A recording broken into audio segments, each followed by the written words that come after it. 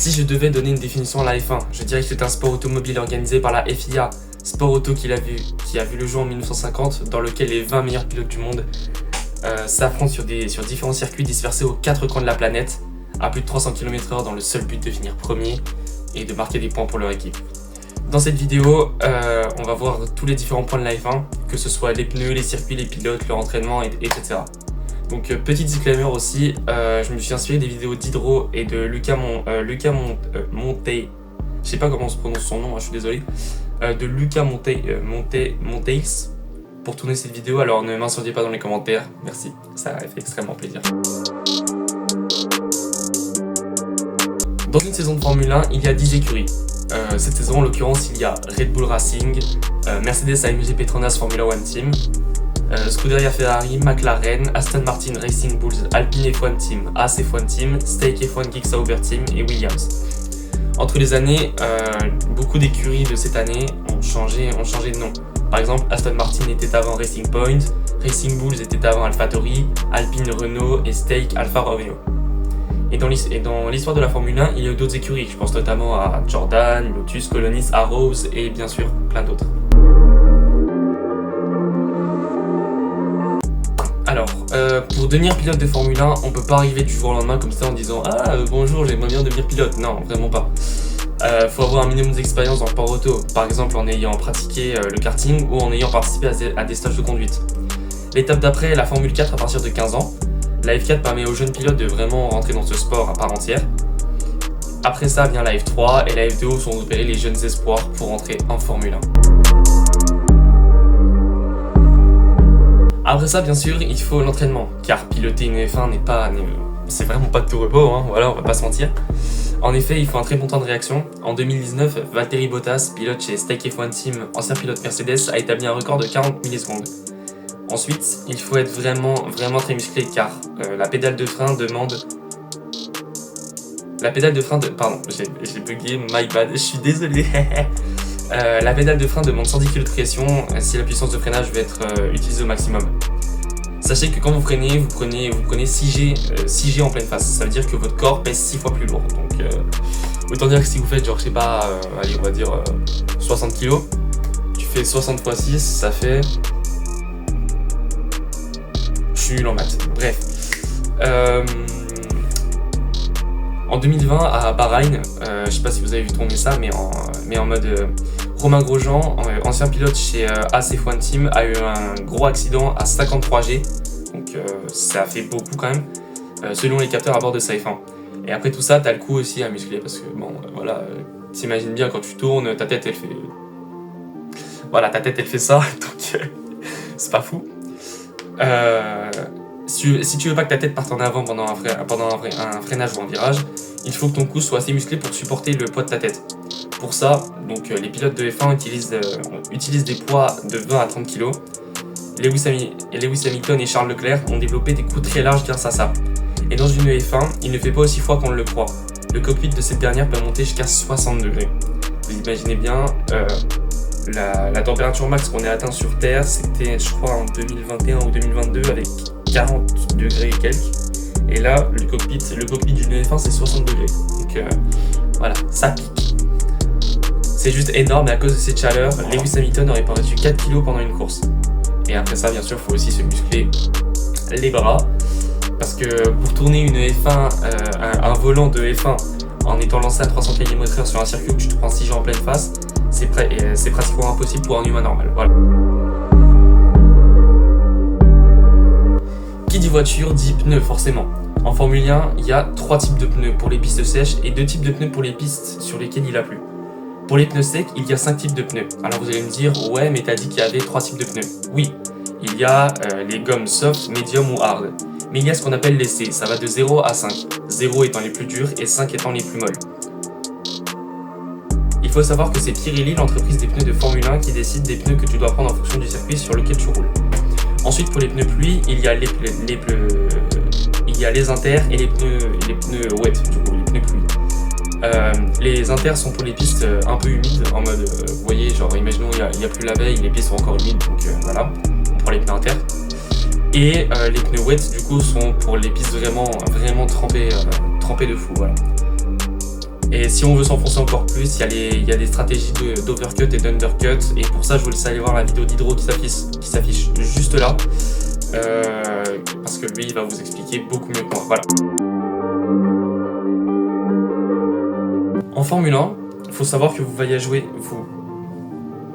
Allez, yes. Bon, j'ai bégayé. My bad, pardon. En Formule 1, vous voyagez aux 4 coins du monde pour rouler sur plein de différents circuits. Il faut savoir que chaque circuit sont différents. Vous pouvez avoir des circuits urbains comme des circuits juste normaux. Il y a, si je ne me trompe pas, 7 circuits urbains, cette saison du moins. Il y a des grands prix qui sont historiques comme Monaco, Émilie-Romagne, Silverstone, Spa-Francorchamps et Spielberg. Ce sont les plus anciens. Après, bien sûr, il y en a d'autres. Chaque circuit sont différents. Comme je l'ai dit, le nombre de tours dépend... Oula, attends. Parce que là, en fait, je suis en train de lire le texte que j'ai fait pour la vidéo et du coup, je suis en train de me demander si j'ai pas dit de la merde. Ah non, ok. Le nombre de tours dépend et les circuits font plus ou moins 300 km en tout. C'est-à-dire que quand tu as fini ton Grand Prix, tu as parcouru environ 300 km. Voilà. Alors, il faut savoir qu'il y a 2 types de week-ends. On y reviendra plus tard dans ce point.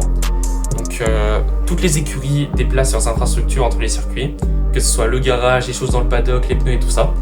Donc la semaine commence le lundi ou le mardi quand les équipes installent toutes les infrastructures. Après ça, le jeudi, il y a ce qu'on appelle le track walk, c'est-à-dire que les pilotes vont marcher, pédaler sur le circuit avec leurs équipes pour voir si le circuit a changé. S'il y a de l'herbe à un nouvel endroit, si les vibreurs ont changé ou s'il y a du gravier à un nouvel endroit aussi. Le jeudi après-midi, les pilotes vont se faire interroger par la presse, on appelle ça le Media Day.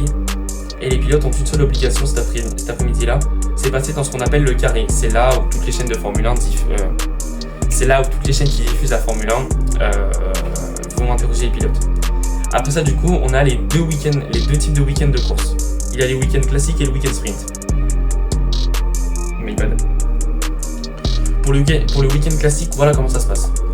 Donc le vendredi, on a 2 séances d'essai, une le matin et une l'après-midi avec la voiture à régler. Le samedi, 3e séance d'essai où cette fois, il ne faut pas avoir d'accident car l'après-midi viennent les qualifications. Il y a 3 qualifs. Pour la Q1, les 20 pilotes tournent pendant 18 minutes sur la piste. On ne retient que les 15 meilleurs. Pour la Q2, les 15 meilleurs pilotes tournent sur la piste pendant 15 minutes. On ne retient alors que les 10 meilleurs.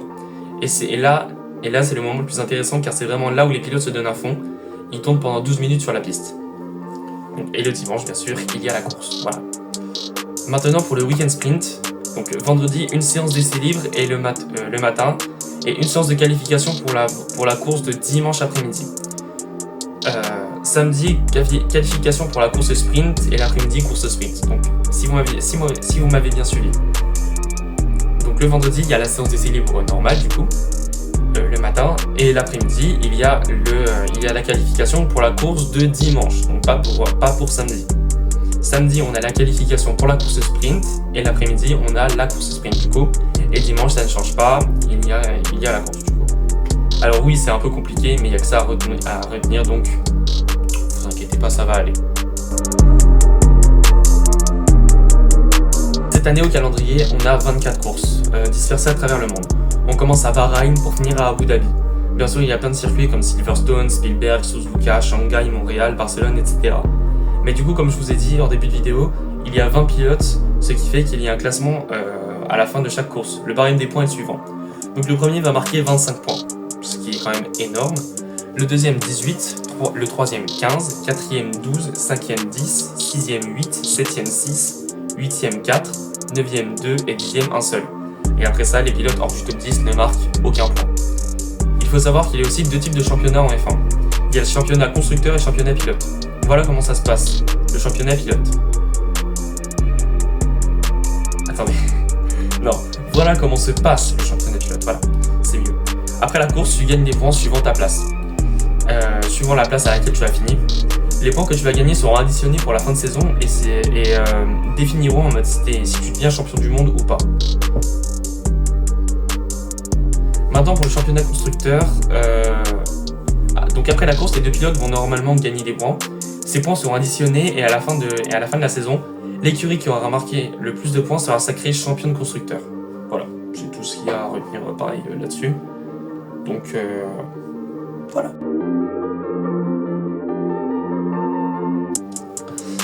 Alors, maintenant, pour faire la course, bien sûr, il faut un char.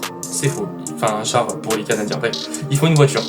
Et oui, sinon ça va être compliqué de rouler. Il faut savoir que la voiture est une voiture hybride qui possède un moteur V6, donc ça fait un très beau bruit quand même, tu vois. Ensuite, il y a toutes les options, naturellement le DRS ou le Drag Reduction System sur les longs arrière de la F1. En fait, le DRS va venir, vous voyez, vous savez quoi, on va prendre en illustration la F1 Mercedes AMG Lego. Je vais vous montrer. Donc j'ai avec moi la Mercedes AMG, voilà, vous voyez. Donc en fait, le DRS est tout simplement l'aileron qui va venir se lever pour réduire l'appui à l'arrière. Donc ça va permettre de faire passer plus d'air et donc la voiture va aller un peu plus vite. Le DRS pourra être activé seulement dans des zones restreintes. Il ne pourra pas être activé partout non plus, quoi. Parce que sinon, il y avait bien une époque où on faisait ça, mais c'était beaucoup trop simple pour les pilotes en première place, vous voyez. Et bien sûr, faut être à moins d'une seconde du pilote devant soi. Après, il y a aussi l'ERS, donc l'Energy Recovery System, c'est-à-dire la batterie du moteur. En gros, qu'il faut recharger et tu peux déployer l'ERS par contre à n'importe quel moment. Il s'agit d'un système qui récupère l'énergie généralement perdue lors du freinage ou de la décharge d'échappement et la convertit en énergie électrique pour augmenter la puissance du moteur. Ce qui fait que tu vas aller plus vite et en mode my bad. Sur les jeux de F1, on appelle ça le mode dépassement en gros. Voilà, c'est pas comme le DRS, mais c'est quand même très utile. En Formule 1, il y a sur les côtés des circuits en fait les commissaires de course qui vérifient si tout se passe bien. En mode, imaginons il y a un accident, ils vont agiter un drapeau, voilà, ça fera un drapeau jaune, bref, voilà. Et du coup, c'est eux qui vont décider des pénalités et c'est eux qui agitent les fameux drapeaux qu'il y a sur le côté, qu'il y a sur la piste en gros. Donc, en drapeau, il y a le drapeau vert. Donc c'est le commencement de la course ou fin de la zone de danger signalée par le drapeau jaune ou alors une reprise de la course après une safety car. Après, il y a le drapeau jaune. Donc le jaune signale un danger et une interdiction de dépasser.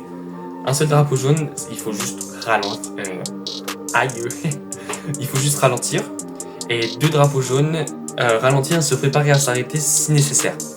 Il peut aussi y avoir une safety car ou alors une VSC, donc Virtual Safety Car. La safety car, c'est à réunir les voitures derrière elle pour les faire ralentir le temps que les commissaires de course retirent les débris potentiels sur le circuit. Et pour la safety car, c'est un peu plus compliqué, il ne faut pas dépasser le chrono que tu fais en course. Après, il y a le drapeau rouge, donc c'est une interruption de la course uniquement sous ordre de la direction de course. Parce que, par exemple, là, dernièrement au Grand Prix de Monaco, il y a eu un drapeau rouge. Je ne sais pas si vous avez vu l'accident de Sergio Pérez. Voilà, drapeau rouge. Après ça, il y a le drapeau bleu. Donc sur la piste, une voiture ayant une voiture ayant un tour d'avance et sur le point de dépasser une voiture attardée, en gros une voiture en retard. Et après il y a aussi en sortie de stand ou de pit lane pour ceux qui veulent faire les bilingues, il signale une voiture en piste, bien qu'il soit très souvent remplacé par 3 feux bleus clignotants placés à côté du feu autorisant ou non la sortie en piste. Peut être agité pour indiquer un avertissement à laisser passer. Pour les panneaux lumineux doublant les drapeaux, le numéro du pilote devant doit laisser passer un autre pilote, voilà, en gros. Donc là, en passant les drapeaux un peu moins agités, il y a le drapeau à bande rouge et jaune, donc c'est un changement d'adhérence, ça veut dire qu'il y a de l'huile ou de l'eau ou d'autres liquides comme ça sur la piste. Après ça, il y a le drapeau rond orange sur fond noir. Quand il y a la présence du numéro d'un pilote qui a un problème mécanique dangereux sur sa voiture, il doit rentrer au stand. Par exemple, imaginons il a je sais pas, un bout d'aileron qui pend genre sur le côté de l'aileron avant du coup. En mode il va devoir rentrer au stand pour remplacer son aileron ou quoi. Voilà. Après il y a le drapeau noir et blanc. Quand il y a la présence d'un numéro d'un pilote, ça veut dire qu'il conduit antisportivement, donc il conduit dangereusement. Donc si jamais ce pilote se voit présenter un autre drapeau noir et blanc, un drapeau noir sera agité. Et justement le drapeau noir c'est la disqualification d'un pilote qui a reçu 2 drapeaux noirs et blancs. Après ça il y a le drapeau blanc, donc c'est la présence des secours d'un véhicule lent ou d'un véhicule d'intervention sur la piste. Et après ça bien sûr il y a le fameux drapeau à damier, fin de la course ou fin de la séance d'essai ou fin de la séance de qualification.